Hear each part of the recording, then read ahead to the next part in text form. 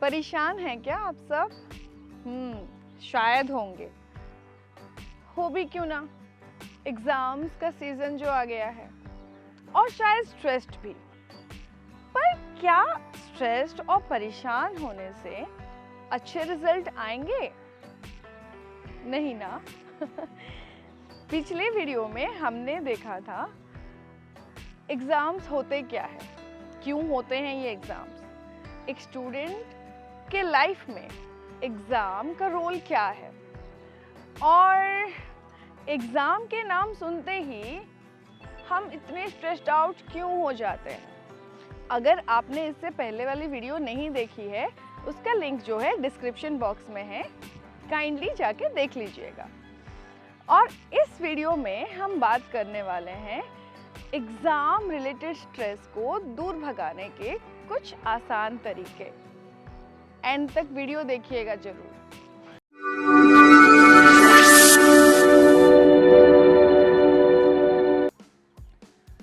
For want of a nail, the horseshoe was lost.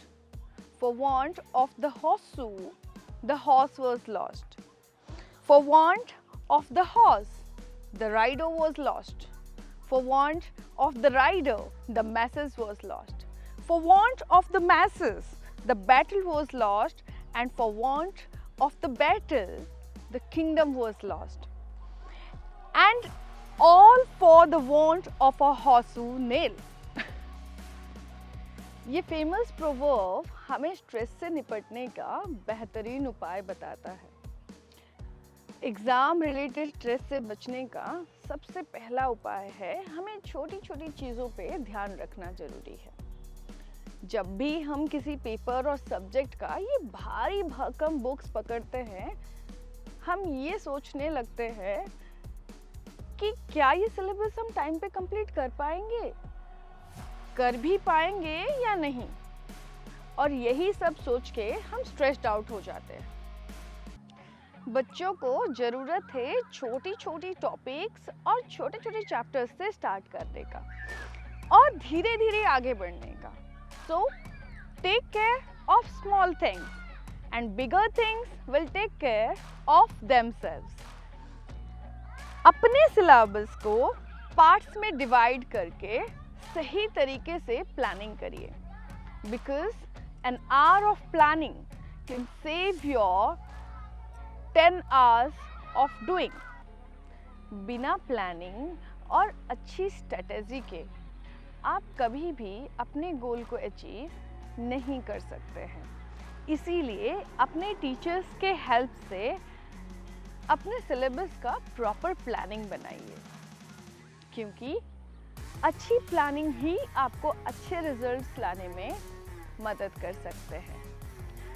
Plan बनाना तो एक बात है, लेकिन प्लानिंग के साथ साथ टाइमली एग्जीक्यूशन का भी बहुत ज़रूरी है।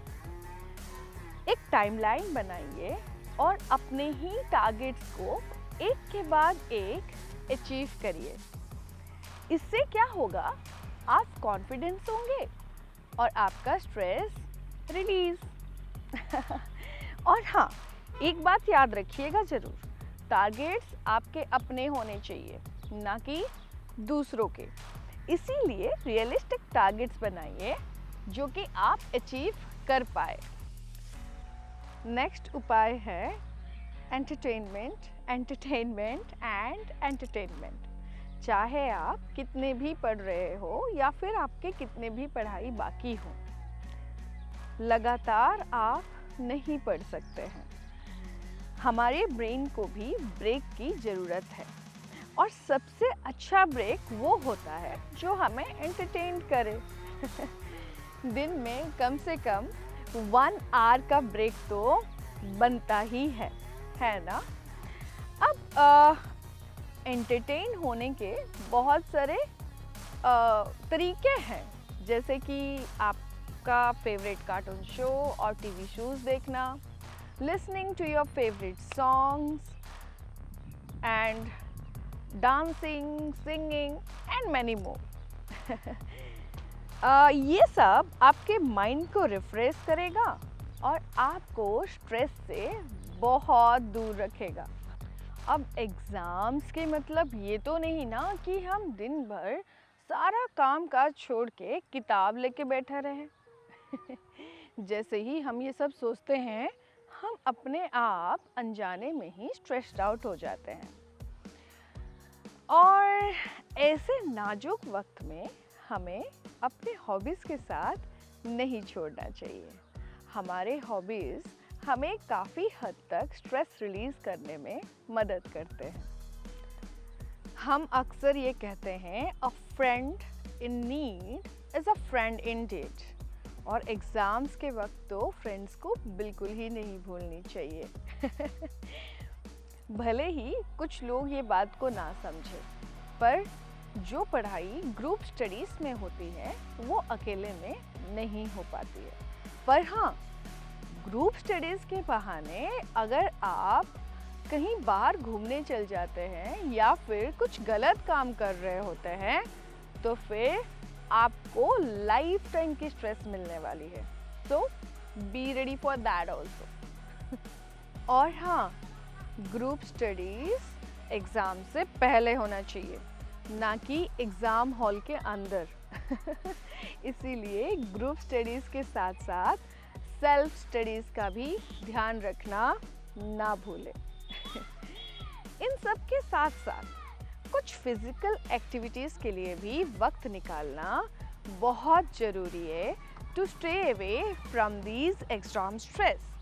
क्योंकि फिज़िकल एक्टिविटी हमारे बॉडी से एंडोरोफाइन और डोपामाइन जैसे केमिकल्स रिलीज़ करते हैं, जिससे हमारी mental feel good factor increase होता है और स्ट्रेस ऑटोमेटिकली रिलीज़।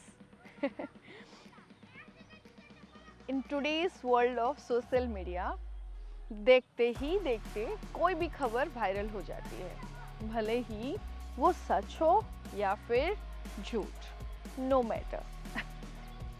पिछले 2 सालों में आपने तरह तरह के रूमर्स तो सुने ही होंगे रिलेटेड टू एग्ज़ाम। एग्ज़ाम्स बंद हो जाएंगे, या फिर ऑनलाइन एग्ज़ाम्स होंगे, या फिर ऑफलाइन एग्ज़ाम्स होंगे, और न्यू एजुकेशन पॉलिसी लागू होने वाला है। ये सब रूमर्स आपको प्रिपरेशन से दूर रखते हैं और इसी वजह से आप स्ट्रेस्ड आउट हो जाते हैं। तो ट्रस्टेड और ऑथेंटिक बात पे विश्वास कीजिए और रूमर से बच के रहिए। हम कुछ भूल रहे हैं क्या? हाँ, शायद खाना पीना और सोना। खाली फिजिकली ही नहीं, हमें स्ट्रेस से दूर रहने के लिए मेंटली भी फिट होने की ज़रूरत है। मेंटली फिट यानी टाइम पे खाना खाना, वक्त पे सोना और पानी पीने का भी ध्यान रखना। प्रॉपर बैलेंस डाइट बॉडी में जाना बहुत ज़रूरी है टू स्टे हेल्दी। और दिन में कुछ नहीं तो 4 से 5 लीटर पानी पीना ज़रूरी है। उसके साथ साथ एटलीस्ट 8 to 7 आवर्स स्लीप भी लेना बहुत ज़रूरी है to release stress and to stay away from the stress. ऐसे करने से हम खाली मेंटली फिट नहीं रहेंगे, बल्कि कुछ बीमारियों से भी दूर रहेंगे, और जो चीज़ सबसे ज़रूरी, हमेशा खुश रहेंगे। बड़े बुजुर्ग कहते हैं कि उम्मीद पे तो दुनिया कायम है। सच ही कहते होंगे, है ना? पर मैं कहूँगी एग्ज़ाम के वक्त पे उम्मीद की उम्मीद ना ही करे तो अच्छा है। अरे ये टॉपिक तो नहीं आएगा, इसका उम्मीद है, इतना मार्क्स लाएंगे तो पास हो ही जाएंगे, फेल तो होंगे नहीं, क्योंकि मुझे पूरी उम्मीद है। ये कॉन्फिडेंस नहीं, बल्कि झूठी उम्मीदें हैं जिस पे हमें बिल्कुल भी नहीं चलना चाहिए। इनका साथ जितना जल्दी हो सके उतना जल्दी छोड़ देना चाहिए। तो एक्सपेक्ट मत कीजिए, अपनी प्रिपरेशन और काबिलियत पे भरोसा कीजिए। उम्मीद है कि आपका स्ट्रेस थोड़ा कम हो ही गया होगा। और मुझे भरोसा है कि इस बार आपके बोर्ड्स के रिजल्ट भी बहुत अच्छे आने वाले हैं। अगर वीडियो पसंद आई तो लाइक करना ना भूलिएगा और फ्रेंड्स के साथ शेयर भी करना ना भूलिएगा। और सब्सक्राइब अगर अभी तक नहीं किए हैं तो kindly press the subscribe button. और आपको ये वीडियो कैसे लगी और आपके लाइफ में आप स्ट्रेस रिलीज करने के लिए क्या क्या करते हैं, कमेंट बॉक्स में लिखना बिल्कुल ही ना भूलें। So dear all, have a happy and stress free life.